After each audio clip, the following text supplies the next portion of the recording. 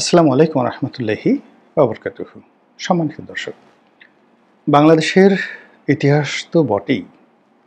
বাংলাদেশ, ভারত, পাকিস্তান থেকে শুরু করে আমাদের এশিয়া সাবকন্টিনেন্ট, ভারতীয় উপমহাদেশের যে রাজনীতি, সেই রাজনীতিতে কখনো এতটা ঝুঁকিপূর্ণ, এতটা স্পর্শকাতর ঘটনা ঘটেনি যেটি এই মুহূর্তে বাংলাদেশে ঘটছে।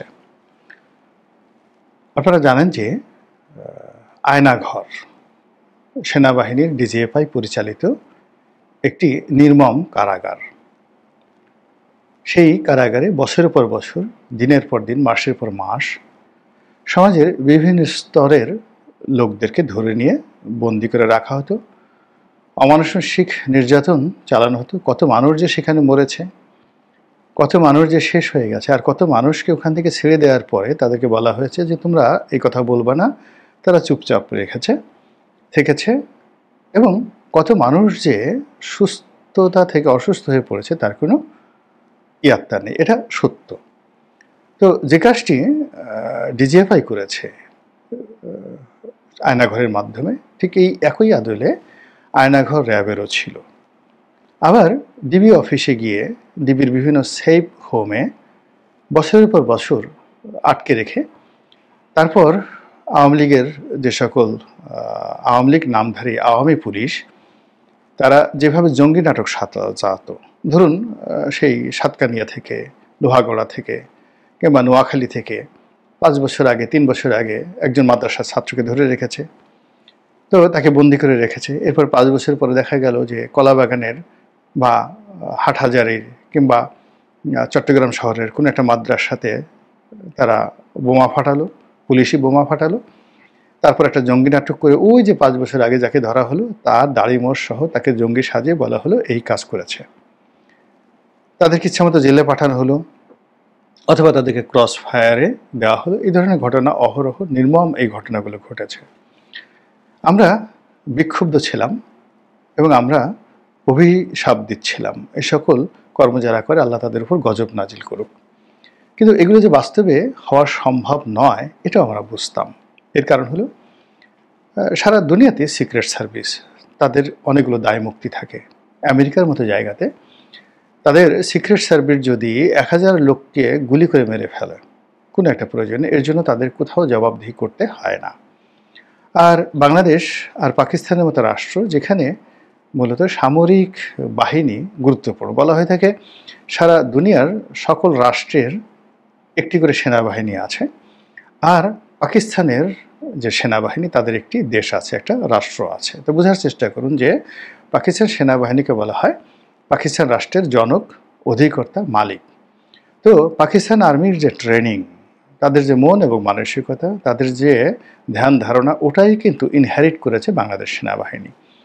ফলে আমাদের রাজনীতিতে সেই শুরু থেকে এখন পর্যন্ত সেনাবাহিনীর কর্তৃত্ব ক্রমান্বয়ে বেড়েছে, মানে কখনো কমেনি। এখন ক্ষেত্র বিশেষে তাদের অবনতি হয়েছে, প্রফেশনাল মান কমে গেছে, অনেকের ভুঁড়ি হয়েছে, অনেকে দুর্নীতিবাজ হয়েছে, এটা ভিন্ন একটা বিষয়। এটা আমাদের দেশের যে সার্বিক অধঃপতন, রাজনীতিবিদদের, ব্যবসায়ীদের, সমাজের অন্যান্য পেশাজীবীদের যে অধঃপতন, সেই অধঃপতনের সঙ্গে তুলনা করা যেতে পারে। কিন্তু যে ঘটনাটি ঘটেছে সেটা হলো সিস্টেমেটিক্যালি, ধারাবাহিকভাবে সেনাবাহিনীর যে আধিপত্য এবং সেনাবাহিনীর যে গুরুত্ব, আকার, আকৃতি এবং এটার যে দাপট, এটা অতীতের যে কোনো সময়ের চাইতে এখন বেশি এবং বাড়ছে। তো সেক্ষেত্রে সেনাবাহিনীর একজন সিপাহীকে, সেনাপ্রধান তো দূরের কথা, সিপাহীকে সমাজের সবচেয়ে প্রভাবশালী মানুষ একটা বাজে কথা বলবে, তার সঙ্গে শক্তি দেখাবে, এরকম দুঃসাহস বাংলাদেশে কখনো কোনো মানুষের ছিল না। সবার মধ্যে একটা ভয় হলো যে আমরা ক্যান্টনমেন্টের মধ্যে ঢুকতে পারি বা না পারি, ক্যান্টনমেন্টের যে কোনো মানুষ বাইরে আসতে পারবে এবং বাইরে এসে যদি কোনো সেনা কর্মকর্তার গাড়ি আমার গাড়িকে আঘাত হানে, আমি কোনো কথাবার্তা বলতে পারবো না, আমাকে ধরে নিয়ে যাবে সঙ্গে সঙ্গে। এবং ওখান থেকে একবার ধরে নিয়ে গেলে ক্যান্টনমেন্ট থেকে বের করার মতো কোনো শক্তি মন্ত্রী, এমপি, প্রধানমন্ত্রী কারোরই নেই। এবং তারা বিচারের ঊর্ধ্বে। তাদের একটা মার্শাল ল কোর্ট আছে, কিন্তু কে যাবে মার্শাল ল কোর্টে তাদের বিচার করার জন্য, সামরিক আদালতে বিচার করার জন্য? তো কাজে আমরা বাইরে যারা লোক, আমরা সবসময় নিজেদের মধ্যে একটা ব্যারিকেড তৈরি করে রেখেছি এবং ক্যান্টনমেন্টকে অ্যাভয়েড করার চেষ্টা করেছি। এবং ক্যান্টনমেন্ট, এনি ক্যান্টনমেন্ট, সেটা নৌবাহিনীর হোক, বিমান বাহিনীর হোক, সেনাবাহিনীর হোক, আমরা তাদেরকে ভয় করেছি। এমনকি রাজারবাগ পুলিশ ফাঁড়িতে ঢুকতে গিয়ে আমরা 10 বার চিন্তা করেছি, তার ধারের কাছে আমরা সাধারণত এই ধরনের এলাকাগুলোতে ঢোকার চেষ্টা করিনি। তো এরকম যখন একটা অবস্থা চলছে, ঠিক সেই সময়টাতে সেনাবাহিনীর সাবেক কয়েকজন কর্মকর্তা, তারা সেই গুম কমিশন করা হলো এই শেখ হাসিনার পতনের পর, সেই কমিশনে গিয়ে স্বাক্ষর দিয়েছেন এবং তার প্রেক্ষিতে মামলা হয়েছে। যে মামলা এখন যুদ্ধ অপরাধের বিচারের জন্য তৈরি করা হয়েছিল শেখ হাসিনার জামানাতে, ঠিক সেই কোর্টেই এখন সেই জুলাই আগস্ট বিপ্লবে যারা সরকার বিরোধী, মানে যাকে বলা হয় দেশ বিরোধী তৎপরতা চালিয়েছে, খুন হত্যা চালিয়েছে, তাদের বিচার হচ্ছে। এবং একই সঙ্গে গুম কমিশনের এই রিপোর্ট অনুযায়ী, বা যারা এখানে গুম খুনের বিরুদ্ধে বা আয়নাগরের বিরুদ্ধে মামলা দিয়েছেন, ব্রিগেডিয়ার রামান আজমি সহ, তাদের বিচার হচ্ছে। এখানে স্পর্শকাতর যে বিষয় হলো যে প্রথমবারের মতো প্রায় 23 জন সাবেক এবং বর্তমান সামরিক কর্মকর্তা, এর মধ্যে ডিজিএফআই এর 4 জন সেই ডিজি রয়েছেন, সর্বোচ্চ পদ, তাদের বিরুদ্ধে বেসামরিক আদালতে মামলা করা হলো এই প্রথম। এবং সেই মামলায় তাদের বিরুদ্ধে ওয়ারেন্ট ইস্যু করা হলো। সারা বাংলাদেশ ভয়ে অস্থির যে এটা কি করা হলো, ইনু সরকার টিকবে কিনা, তারপর শেষে ইনু সরকার এটা করা ঠিক হচ্ছে না, সেনাবাহিনীর সংহতি নষ্ট হবে। এবং আমাদের সেনাবাহিনীর সম্পর্কে যে ভয় এবং আতঙ্ক ছিল, সেই আতঙ্কের কারণে আমরা নানা রকম আশঙ্কা করছিলাম, আজ পড়ে যাবে, কাল পড়ে যাবে, আজ এলো, কাল এলো, আজ কু হলো, পরশুদিন কু হলো, মানে এই সকল কথা এখানে বলাও যাবে না। কিন্তু অবাক করার বিষয় হলো যে এখানে আইসিডি আদালতের যিনি চিফ প্রসিকিউটর মিস্টার তাজুল, তার যে দৃঢ়তা যে না, এখানে আসামিদেরকে এখানে আনতেই হবে এবং এখানে হাজিরা দিতে হবে এবং এখানে বিচার হবে। এর বাইরে আমরা নানা কথা বলে শুনেছি যে ক্যান্টনমেন্টের মধ্যে আলাদা বিচার হবে, বা এটা হবে না শেষ পর্যন্ত, বা এটা ইত্যাদি ইত্যাদি নানা কথা। কিন্তু আলটিমেটলি আজকে এই ভিডিও যখন করছি, আজকের সকালের খবর হলো এই আসামিদেরকে আনা হয়েছে এবং তাদেরকে কারাগারে পাঠানোর জন্য কোর্ট থেকে নির্দেশনা জারি করা হয়েছে। এটা হলো প্রথম খবর।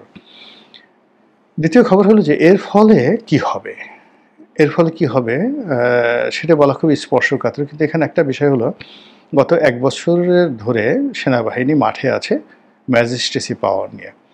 তো অতীতে সেনাবাহিনী সম্পর্কে মানুষের যে ভীতি ছিল, বা সেনাবাহিনী যেভাবে আইন শৃঙ্খলা রক্ষা করার ক্ষেত্রে খুবই গুরুত্বপূর্ণ ভূমিকা পালন করেছিল, এইবার আসলে সেটা তারা পারছে না। এখন এটা কি তারা ইচ্ছে করে করছে না, নাকি পরিস্থিতির কারণে তারা পারছে না, সেটা কেবলমাত্র তারাই বলতে পারে। বাস্তব অবস্থা হলো যে এখন পুলিশ, সেনাবাহিনী এবং আনসার রাস্তায় দাঁড়িয়ে ডিউটি করে এবং জনগণ এই 3টি বাহিনীর মধ্যে আলাদাভাবে সেনাবাহিনীকে ভয় পাবে, তাদেরকে সমীহ করবে, মর্যাদা করবে। এই পরিস্থিতি এখন বাংলাদেশে নাই। এটা হলো রিয়ালিটি। এর বাইরে যদি কেউ বলে, এটা তেল মারা কথাবার্তা হবে।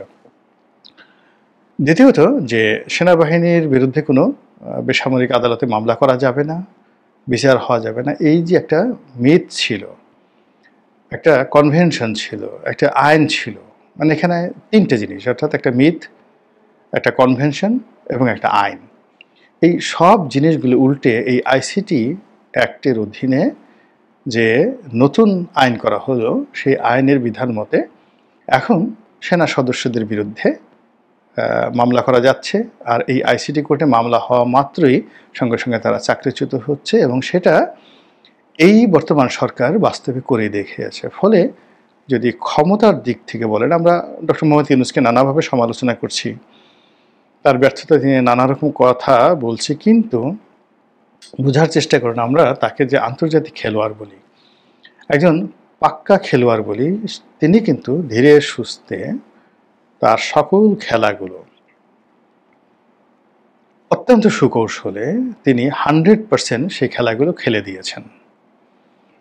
এখন আমাদের দেশে আইন শৃঙ্খলার অবনতি হতে পারে, এটা তিনি এভাবেই চাচ্ছেন। অর্থনৈতিক আমাদের নিয়ে কারো অভিযোগ আছে, হতে পারে তিনি হয়তো এভাবে চাচ্ছেন। কিন্তু তিনি যে কাজগুলো হাসি মুখে, কোনো রকম কথা না বলে, উহ আহ শব্দ না করে, তিনি ইতিমধ্যে যে কাজগুলো করেছেন এটা বাংলাদেশে কেউ পারেনি। জিয়াউর রহমান সাহেব পারেননি, এরশাদ পারেননি, শেখ হাসিনা, বেগম খালেদা জিয়া, তারা কেউ পারেননি। তত্ত্বাবধায়ক সরকার 111, মঈনুদ্দিন, ফখরুদ্দিন কেউ পারেননি। আপনি ধরুন আওয়ামী লীগের নেতাদেরকে যেভাবে তিনি গ্রেপ্তার করেছেন এবং আদালতে উঠানোর সময় যেভাবে তাদেরকে হাতকড়া পরিয়েছেন এবং উঠানোর সময় যেভাবে মব তৈরি করে তাদেরকে অপমান করা হয়েছে, শিক্ষা দেওয়া হয়েছে, ভয় সৃষ্টি করা হয়েছে, ডিম মারা হয়েছে, লাথি, গুতা, ফ্লাইং কিক মারা হয়েছে, এই ঘটনা বাংলাদেশে কেউ পেরেছে? মঈনুদ্দিন, ফখরুদ্দিন পেরেছে? কাজেই এটা তো তার একটা সফলতা। আওয়ামী লীগের লোকজন এখন হাতকড়া দেখলেই ভয় থরথর করে কাঁপে। এবং আওয়ামী লীগের কোনো লোক, কোনো সিনিয়র লোক, আপনি ওখান থেকে তারা আত্মতৃপ্তির জন্য অনেকে মিছিল করছেন, মিছিলের পিছনে টাকা খরচ করছেন, দেশের বাইরে থেকে বড় বড় কথা বলছেন, কিন্তু কাউকে যদি বলেন যে আপনি আসেন তো একটু আজকে একটু গুলশানের অমুক বাসায় ঘুমান, একটা অ্যাড্রেস দিয়ে আপনি একটু যাকে বলা হয় একটা 5 স্টার হোটেলে ঘুমান, কিংবা 5 মিনিটের জন্য একটু ঘোষণা দিয়ে আওয়ামী লীগের অফিসে দাঁড়ান, কোনো সিনিয়র নেতাকে আপনি খুঁজে পাবেন না। আওয়ামী লীগের মধ্যে এই ভয় ডক্টর মোহাম্মদ ইউনূস ঢুকিয়ে দিয়েছেন। This is the first. Second thing হলো, রাজনৈতিক নেতারা আমরা সেই 1950 সন থেকে দেখেছি যে তারা একত্রে বসতে পারে না, ঝগড়াঝাটি করে, তারপরে শেষে তারা একত্রে কোথাও যেতে পারে না। কিন্তু এই গত 14 মাস ধরে ডক্টর মোহাম্মদ ইউনূস যে কয়বার ডেকেছেন, সমস্ত রাজনৈতিক দলগুলো হুড় হুড় করে তিনি সবাইকে পেয়েছেন এবং হুড় হুড় করে সবাই তার দরবারে ঢুকেছে। আবার ধরুন 50টি রাজনৈতিক দল ঢুকলো, তিনি হয়তো বলেছেন যে না, আমি একান্তে 3টি রাজনৈতিক দলের সঙ্গে বৈঠক করব, বাকি সবাই হাসি মুখে সেখান থেকে চলে এসেছে এবং তার প্রতি সীমাহীন আনুগত্য দেখিয়েছেন। এই কাজটি অতীতে কোনো রাজনৈতিক দল, প্রধানমন্ত্রী শেখ হাসিনা পারেননি, কিন্তু ডক্টর মোহাম্মদ ইউনূস কিন্তু পেরেছেন। এবং তিনি যে কয়বারই ডাকছেন, তার যখন মনে হয়েছে না তিনি এখন বিএনপির সঙ্গে দেখা করবেন না, সঙ্গে সঙ্গে বিএনপিকে তিনি রিফিউজ করে দিয়েছেন 1বার, 2বার, 3বার, 4বার। কিন্তু পঞ্চমবার যখন তিনি আবার ডেকেছেন, নিজের প্রয়োজনে ডেকেছেন, আসুন, বিএনপি কিন্তু সমস্ত অভিমান বলে সেখান থেকে সঙ্গে সঙ্গে দৌড় দিয়ে সেখানে উপস্থিত হয়েছেন। ওখানে গিয়ে মানে যমুনাতে গিয়ে বহুবার বিএনপির নেতারা অপদস্থ হয়েছেন, তাদেরকে একটু দূরে গিয়ে সংবাদ সম্মেলন করতে বলা হয়েছে, সাংবাদিকদেরকে দূরে সরিয়ে দেওয়া হয়েছে। তো তাদেরকে সব সময় গলায় মালা দিয়ে সেখানে যেতে হয়। তো যেখানে একজন সাংবাদিক নুরুল কবির, তিনি ক্রস লেগ করে পায়ের উপর পা তুলে প্রধান উপদেষ্টার সামনে বসেন, মাহফুজ আনাম ডেইলি স্টারের তিনি ইউনূস ভাই বলে তার সামনে বসেন। তো সেখানে বিএনপির লোকদেরকে ডক্টর মোহাম্মদ ইউনূস এমন ভদ্রতা শিখিয়েছেন, সবাই থেকে স্যার ডাকেন, সবাই তার সাথে দেখা করার জন্য সেই যে গলায় সিকিউরিটি পাস ঝুলিয়ে সেখানে যান এবং অনুষ্ঠান শেষে হাসি মুখে তার সঙ্গে করমর্দন করে চলে আসেন। এবং একইভাবে অন্যান্য ছোট বড় রাজনৈতিক দল ঠিক সেম কাজ করেন। এবং এখন এখান থেকে বের হয়ে দেখুন, এখন পর্যন্ত ডক্টর মোহাম্মদ ইউনূসকে নিয়ে আমাদের রাজনৈতিক দলগুলোর যারা শীর্ষ নেতৃবৃন্দ, যারা আগামীতে ইলেকশন করতে চান, এমপি হন, মন্ত্রী হতে চান, তারা কিন্তু কেউ একটা ট্রু শব্দ উচ্চারণ করেননি। তারেক রহমান, খালেদা জিয়া থেকে শুরু করে জামাতের আমির সবাই। অথচ এই মানুষগুলো তারা তাদের রাজনৈতিক প্রতিপক্ষ বেগম খালেদা জিয়াকে, শেখ হাসিনা বা তার যারা লোকজন আছে অকথ্য ভাষায় গালাগাল করেন। আবার বিএনপির যারা লোকজন রয়েছে তারা শেখ হাসিনাকে, তার লোকজন, ছেলে মেয়ে, আত্মীয় স্বজনকে অকথ্য ভাষায় গালাগালি করেছেন যখন তারা ক্ষমতায় ছিল। তো সেই তুলনায় ডক্টর মোহাম্মদ ইউনূস তার মান, মর্যাদা, সম্মান, গ্রহণযোগ্যতা এমন একটা পর্যায়ে নিয়ে গেছে যে ডক্টর মোহাম্মদ ইউনূস নামটা স্মরণ করার সঙ্গে সঙ্গে বিএনপি থেকে শুরু করে জামাত, অন্যান্য রাজনৈতিক দলের মেরুদণ্ডের মধ্যে চিনচিন করে ওঠে, তলপেটে চিনচিন করে ওঠে এবং মাথার মধ্যে এক ধরনের শ্রদ্ধা, ভালোবাসা, আনুগত্য তৈরি হয়ে যায়। তো এটা যে ডক্টর মোহাম্মদ ইউনূস করেছেন, এটাকে আমি বলবো একটা কিংবদন্তির সফলতা। আর সেই সফলতার ধারাবাহিকতার মধ্যে তিনি বলেছেন আমি চট্টগ্রাম বন্দর দিয়ে দেব। পু পা চু চা করছে সবাই, কিন্তু এটা নিয়ে কোনো ট্রু শব্দ নাই। অথচ এই বন্দর বিএনপির আমলে মেয়র মহিউদ্দিন এটাকে বন্ধ করে রেখেছে। আওয়ামী লীগ এই বন্দরকে কেন্দ্র করে কিনা করেছে। তো সেই যে বন্দর, কোনো ট্রু শব্দ নাই। আবার এত বড় একটা অগ্নিকাণ্ড ঘটলো ঢাকা মানে সেই বিমানবন্দর, এটি নিয়ে নানা রকম কথাবার্তা হচ্ছে, কিন্তু কেউ ডক্টর মোহাম্মদ ইউনূসকে দায়ী করে এটা ট্রু শব্দ করতে করছে না। মনে হচ্ছে যে এই লোকটি নিরপরাধ, তার কোনো দায়ী নেই, এটা এমনি এমনি ঘটেছে। তারপরে করিডোর নিয়ে, তারপরে রোহিঙ্গা নিয়ে, আমেরিকান ডিপ স্টেট নিয়ে নানা রকম কথাবার্তা হচ্ছে, অযোগ্য উপদেষ্টাদের নিয়ে নানা রকম কথাবার্তা হচ্ছে, কিন্তু ডক্টর মোহাম্মদ ইউনূসের ইজ্জত এবং সম্মান নিয়ে প্রত্যেকটা মানুষ সচেতন এবং তারা সর্বোচ্চ যাকে বলা হয় শ্রদ্ধা এবং মেধা দিয়ে ডক্টর মোহাম্মদ ইউনূসকে তাদের মাথার উপর করে রেখেছেন।